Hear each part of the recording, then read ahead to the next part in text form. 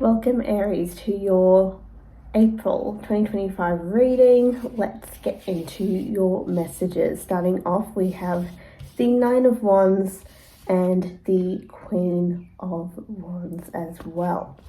So with both of these cards, it looks like you are going to have a very comfortable month. It looks like things are moving really smoothly. Could just be because it's also Aries Sun that is coming up as well this season, so it is definitely working in your favor regardless. You're going to find that this month is going to bring you a lot of abundance, a lot of happiness. There's also going to be a sense of self-importance, self-knowing, and being able to put yourself first in a lot of situations, which is really, really nice to see. Things are just going to feel quite routine. There's nothing that's going to feel out of place this month. So you're just essentially tracking on the way things are meant to go, and things are going quite smoothly. In terms of your love life, we have the Owl Spirit, where you will see clearly. So it could be that this month you're looking for love. If you are, then things definitely will work in your favor. If you're not as interested in it, or you're already in a relationship, things are going to be quite smooth. Any individuals that you're having in your life that are, a bit sketchy, not giving you the right information, not being very truthful, the truth will surface this month, so be ready for that. It's just karma working the way it should go. In terms of your work, we have trine sextile with symbiosis.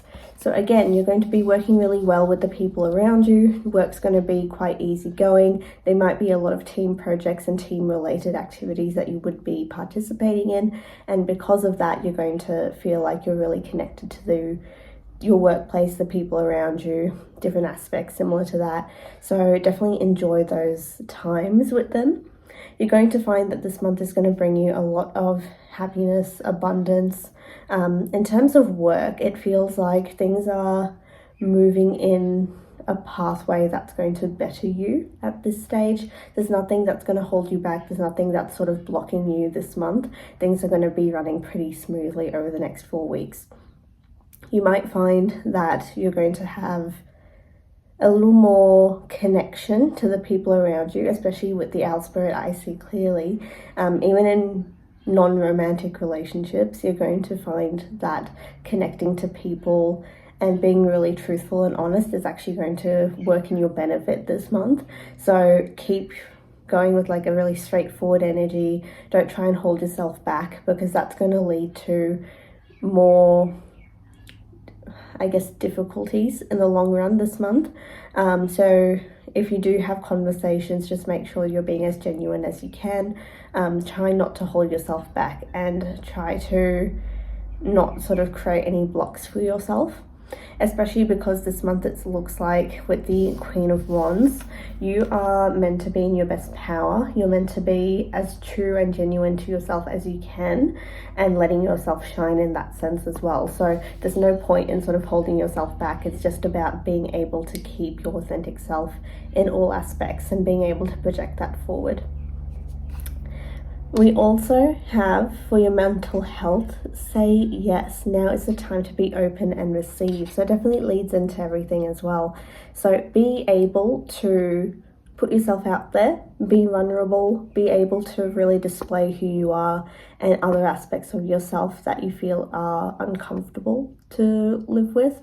You might be a really good month to do some self-reflection and some journaling, just to receive affirmations for yourself on what you have done that has worked really well, and things that have gone really smoothly, because I guess the risk is with the Nine of Wands is that you don't want to be in a situation where you're doing your same routine, you're working really hard, you're putting in the effort, but because you're not true to yourself, there's certain blocks that you haven't been able to overcome simply because of the way things are flowing.